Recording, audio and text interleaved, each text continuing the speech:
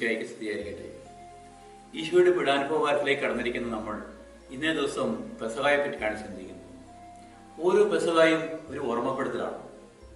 പഴയ നിയമത്തിലെ പെസഹ ഈജിപ്തിന്റെ അടിമത്തത്തിൽ നിന്ന് ഇസ്രായേൽക്കാരുടെ കടന്നുപോകലിനെയാണ് ഓർമ്മിപ്പിക്കുന്നതെങ്കിൽ പുതിയ നിയമത്തിലെ പെസഹ എളിമയുടെയും വിനയത്തിന്റെയും മാതൃകയായ ഈശോ ശിഷ്യന്മാരുടെ പാദങ്ങൾ കഴുകി സ്നേഹത്തിന്റെയും ത്യാഗത്തിന്റെയും അടയാളമായി വിശുദ്ധ കുർബാന സ്ഥാപിച്ച് തന്റെ ശരീരവും രക്തവും ശിഷ്യൻ എല്ലാവർക്കുമായി പകർന്നു നൽകിയതിന്റെ ഓർമ്മപ്പെടുത്തലാണ്. എന്റെ കുട്ടിക്കാലത്ത് പെസഹ നോയമ്പിൽ എനിക്ക് ഏറ്റവും ഇഷ്ടമുള്ള ദിവസമായിരുന്നു. അന്ന് പള്ളിയിൽ പോകാൻ വളരെ ഉത്സാഹമാണ്. അൾത്താരപാലനായിരുന്നതിനാൽ എല്ലാ വർഷവും കാലുകഴുകുന്ന അവസരം കിട്ടുമായിരുന്നു.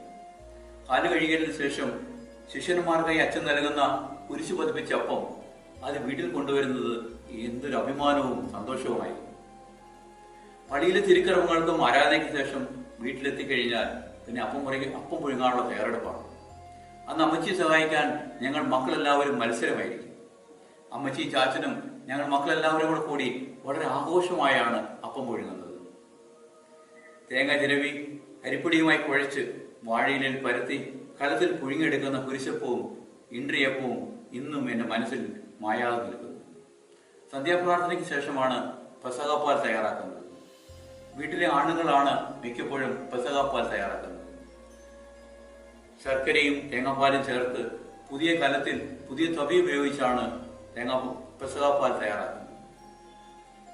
ബൈബിൾ വായിച്ചതിനു ശേഷം വീട്ടിലെ ഏറ്റവും മുതിർന്ന അംഗമായ വെല്ലിച്ചാച്ചനാണ് അപ്പം മുറിക്കുന്നത്.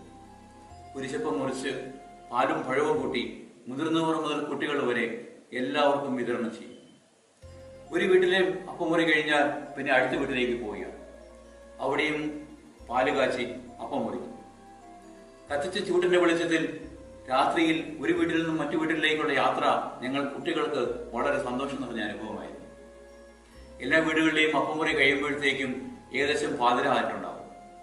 അതിനുശേഷമാണ് പാനവായന.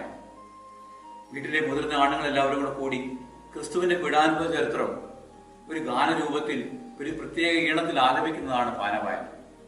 മിക്കപ്പോഴും ദുഃഖവെള്ളിയാഴ്ച പുലർച്ചെ വരെ പാനവായന തുടരും. എളിമയുടെയും സ്നേഹത്തിന്റെയും കൂട്ടായ്മയുടെയും പങ്കുവയ്ക്കലിന്റെയും മധുരിക്കുന്ന ഓർമ്മകളാണ് ഓരോ പെസഹായും നമുക്ക് സമ്മാനിക്കുന്നത്.